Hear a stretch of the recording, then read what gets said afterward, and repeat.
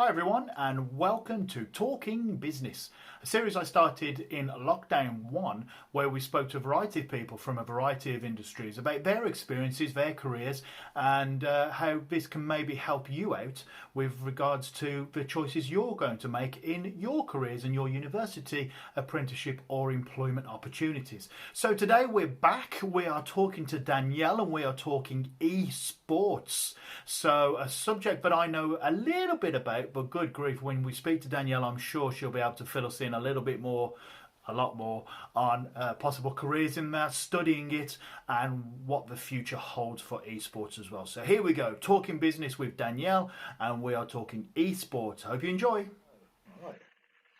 All right, hello everyone, and here we are. Talking Business is back, and we are talking, as you can see, esports. We've got Danielle here today. Hello, Danielle.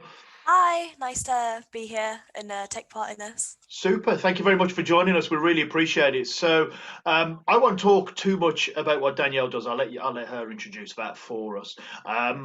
We've got some questions that have been given by students. I've got a few questions from me. We're going to get straight into those. So, Danielle, for anybody who doesn't know who you are, I know you've got your own website and a little bit of a following and things. But if we've never heard of Danielle Morgan before, who are you? What do you do? And what are you Yep. talking about today? Okay, so at the moment, in terms of my education, I'm in my third year on the esports degree. So I suppose that's garnered everyone who was the first year of the course quite a bit of attention because obviously it's the brand new degree, first year it's been run, and a lot of the industry professionals are looking at us to see, what's going to come out of the degree. So I've been very fortunate that I've had the support that I've had. I've been able to be on the front page of BBC 2 months ago. I've done talks with the Financial Times, some radio interviews. So I've been very lucky to sort of hop on the bandwagon when I have. And I've been working on a lot of events. So a few months back, I ran a charity event with the Prince's Trust. I work with AFK Creators, who are an influencer marketing agency. So I'm sort of their creative designer, specialist. So, it's opened a lot of pathways, and basically what esports is, to give you a bit of a background, best way to describe it, it's like normal sports, except instead of playing games like football, you're playing, esports, so like League of Legends, FIFA, Call of Duty, the lot. So yeah, it's basically sports, just all digital. Marvelous. I remember I've known about it for a few years, but one of my main introductions to how big it was a few years ago. I had a group of students who were looking at new business ideas, and one of them suggested an esports tournament or a specialized gaming arena or something in a city centre, pre-COVID, obviously. And I was questioning him on the popularity of things, and he had all these statistics for me, and the fact that it was then legitimised, and this was a couple of years ago, and now growing into what it is fascinating to see an entire new industry and area developing, and you're at the forefront of that by the sounds of it. Hopefully. Yeah, fingers crossed there. And that leads into one of the questions here in terms about what do you mainly do in your degree, and I wanted to ask as well, in terms of what your degree is. You've said there that you're also doing lots of projects and working for people, and that goes against a little bit of a stereotype that you either go to university or you go to work. So why are you doing both then, if that's the traditional thing? Sure. What's that all about? So the degree itself is very, very broad, because it's covers a lot of aspects of esports, because it's like saying what is sports, and you've got managers, you've got players, and you've got people who own the teams and do sponsorships and finances. So it's very similar. We do everything from balancing books, finances, to looking more at like sociology aspects of it. So looking at, gaming cultures and how things have got to where they are. And then we're also looking at, how to read through a contract, how to secure sponsorships, and, everything that goes along with the business side. So I'm a very firm believer of, I'm here for 3 years at university, and I really want to get experience while I'm here. For me, it's 3 years where I've got no real commitments, as in like a family, a job, anything like that. So for me, I've been working hard while I'm here, getting as much experience as I can. Anything comes along, I'll be like, yep, I'll go do it. we do workshops in observing, and so observing is basically an in-game camera, basically. So you're like a cameraman, but in the game. I've got no interest in doing that, but I still go along to the workshops because if I'm running an event, I want to know what makes a good observer, or how that role functions. So just working hard and trying to get as much experience as I can and talk to as many different people. That's brilliant. Yeah. So, this world of esports then and what it entails, the perception of it's a load of people sitting around playing games, to the in-depth nature of, running events, organizing the business side, and the sponsorships now are about big money, so to speak, if you excuse the generalization there, but it is legitimate and realistic as a form of entertainment now, isn't it? So in your degree then, and I'm guessing then, so your degree, just to get rid of the perception here, is not sitting there playing games, I'm guessing. No, No. no. But some people who are obviously on the degree, with any degree, think it's like computing, right? Back in when I was doing my GCSEs, a lot of people did ICT and computing because they thought, it's on computers, it's going to be easy, which is not the case. You can pass, but you're not going to excel unless you've got that passion or drive to do well. So, I mean, you can play games at university. There's a lot of collegiate circuits. So there's National Student Esports and then National University Esports League. So you've got NORL and NSE.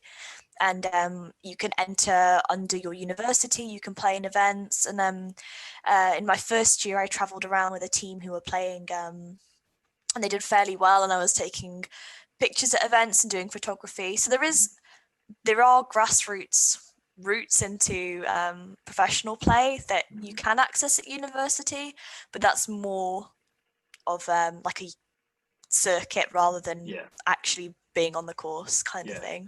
And you've mentioned a few already in terms of the observer, taking photographs, putting a media presence there. In terms of job roles in the industry, then, is there any that you haven't spoken about now?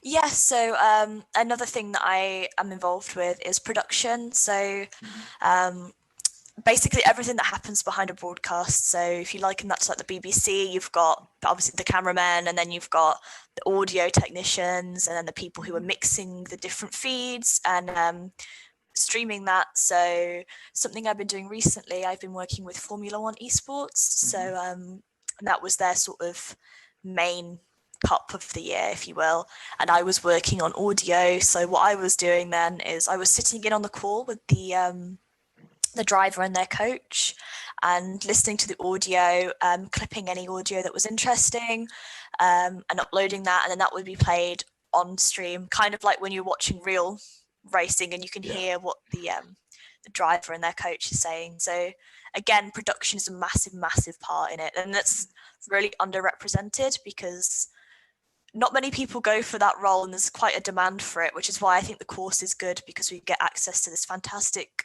equipment. We've got a esports hub. It's absolutely brilliant, and it's very difficult to get into production unless you've worked on an event. So a good thing the course offers is experience on that equipment, because a lot of the time it's like, okay, I know how to use this, but no one's going to hire me because I can't prove I can't prove that I know what I'm doing. So that's a really good benefit to the course. Yeah, I imagine the production side is huge, and there's all the things that go on behind the scenes as a spectator or somebody who would just log in and watch, whether that be on Twitch or in a live event or however you would just watch. You would just presume that you want the best quality, don't you? You've either signed up or you're invested in it or you're supporting a team, and you just get to sit there and watch. But what actually happens to make that kind of content alive is people like you, and making sure that all works as well. So, and that's, is that audio job a very technical job? Do you need a technical mind for it? Or is it more kind of a creative job and spotting things that you think people might find interesting? Because I think there might as well be a perception that, well, I don't do computing, therefore I can't have a job in esports. Would that be fair, or is that a wrong thing to say? Well, so in college I did computer sciences, and it was the worst 2 years of my life. I was I was not I love honesty. Let's keep it rolling. So I've never been the most technical person, but I think as like audio jobs, observing, obviously there isn't an aspect of being hands-on, learning the equipment, but at the same time you're telling a story, so you're doing a narrative with the audio that you pick to be on stream, and that the different shots, and telling a story of you've got the underdog team, so they do really badly in the first half of the game, but then you've got one player that's getting better throughout the game, and then you really picking your shots, and you're picking what to show the audience to try and build that excitement and that narrative about what might happen. So it's a bit of both. It's a lot about knowing the game you're working with. You could work on football and then go work on cricket, but a cameraman working in football might not know exactly what to be looking for. Is that So observer role? Sorry, is that observer role a live thing? Are you doing that live and editing it live as well? yes, so the mixing desk that we use, a lot, or you can pre-record and do that, but with a lot of live streaming, you've got several feeds. So you've got the feeds coming from the casters and the host, you've got the audio feeds coming from them, and then you've also got the feeds coming from in-game, and then you're mixing that, and then kind of like how streamers would. You go live stream, you're on OBS or whatever you use. It's like that, but just on a bigger scale. You've got more capabilities for how many feeds you've got coming in. And do you feel that? Do you feel the pressure of that? Is that a job that gets the adrenaline going a little bit because you're responsible for almost the end product, not completely, but certainly a big part of it. Do you feel the pressure from that, or do you enjoy that pressure? Yes, obviously there is very pressured, but at the same time, if you've got a good team around you and you've had enough rehearsals and you know what you're doing, it is a very rewarding job. Sorry if you can hear my doorbell. We can pause and you can answer if you need to. Yes, no, it's not for me. But when I was running the charity event, I took a bit more of a step back on the production side. So I was there in the studio, but I was more watching what the whole team was doing. I think which was more nerve-wracking because I had to let go of that production control a bit. But it's great behind the scenes. It's kind of like flying a plane once you've taken off. And then so the start and the end are always the hardest. It's like the taking off and landing. But once you're on, you're sort of just ticking over. So it's a really nice atmosphere when you've got a good production team. It's really good laugh. And what a great analogy. yeah. That's brilliant. Let me ask you a little bit about your degree and then a little bit more about esports. Just going on some student questions here. In terms of what advice you would give. Now, obviously, you've said you work quite a lot, and it's something I've heard a lot of people say. But if you're looking to go to university, yes, get the qualifications. What else other than qualifications would you say advice would be for university folks? Because my students will be going in either about 7 months or a year and 7 months. So what advice would you give to those? Well, the biggest advice I would give from what I've experienced is that I didn't think university was going to be for me. I was so stuck in my ways thinking I'm going to do an apprenticeship. Like don't want to be in education for 3 more years. And then got to the point where I didn't know what I wanted to do in life. And I was thinking of being like a psychiatrist. And I thought, is this something that I want to be for the rest of my life? Is this something I want to do? And I was really passionate about gaming, but also that creative aspect. I used to do a lot of artwork, and I thought, well, I kind of want to pursue something creative, but then also something quite business related. So I just took a dive into the deep end. It was the first year the course was being run, and I just thought, okay, I'm gonna go to uni. I'm gonna go do this course and see what happens. So I'd say do something you enjoy, because you're always going to be stuck in that job. You if you do 3 years in a course you don't like, it's a long way down the line to realize in 20 years that you're doing something you hate. And another thing is that a lot of my close friends have done a year at university and don't like their course, and it's never too late to change at the end of your first year. You can really figure out what you want to do, and then if you get to uni and it's not for you, then it's not for you. But it's better to do those things than find out, rather than regretting the things you never did. So just give it a go is my best advice. Nice. That is some nice life advice. Thank you so much for that, and thanks for your honesty on it. And talking then about esports, I'm just checking my questions here, make sure I've included every student that's asked one, and I think I have. So I wanted to go on to esports a little bit. One of the students did ask in terms of financial risks, and this goes on to a question that's coming up a bit later as well. I might ask now. In terms of financial risks, is it a very stable industry in the current climate? Is COVID providing an opportunity, or is it more of a threat? What are the financial risks associated Yeah. with what you do? So I think with any industry, we've all had to adapt to how we run things. Obviously, a lot of the time we're running things in studio, so we're having to get used to running production remotely. There's been a few workarounds people are getting on, but it's provided a lot of opportunities because more people are at home to sort of consume media. More people are at home to play games and just connect with their loved ones digitally. So it's become it's definitely helped. And again, talking about financial risks, it's a new industry. A lot of sponsors are dipping their toes in now. A lot of people still haven't heard about esports or understand how big it is. So a lot of companies are a bit unsure about taking that leap of faith. And again, if you're working on production, you're not typically not on a salary. So, it's kind of, you've got to have some security in the production days. It's very off and on work. Same with players. A lot of their contracts are like a year because you've got a sport contract, which is typically 3 or 5 years you sign to a team. But within esports, you sort of end your career around the age of 23, 25. Wow. You sort of dropping off because obviously the reaction times slow down significantly by that age. With normal sport, you can hold on for a bit longer, but in esports, the new players are coming through, better players.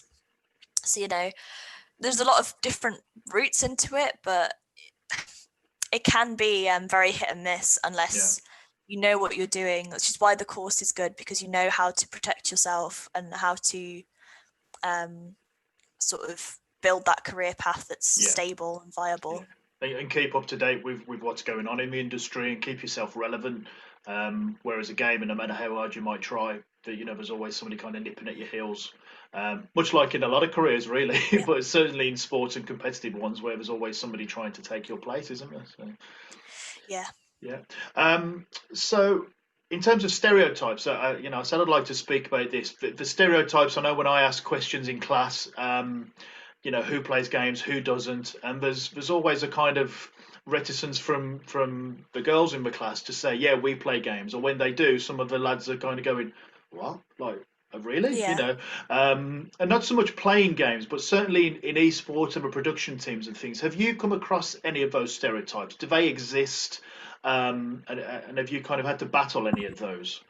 Yeah, so I think primarily the biggest stereotype is that girls don't like playing games or girls can't play games, and although I don't want to base my career on being a pro player or anything like that, I know that in some very competitive environments, sometimes girls will get hired just because they're a girl, or at the same time won't get hired because they're a girl, because people don't want to sort of tokenize having a woman on the team. But the industry is changing. Education is very important. Personally, in production, I haven't had a problem. And again, like being, a minority in a male-dominated field is a big driving factor. And, some of the hardest working people I know are female because they want to go out and prove that, we can do it too.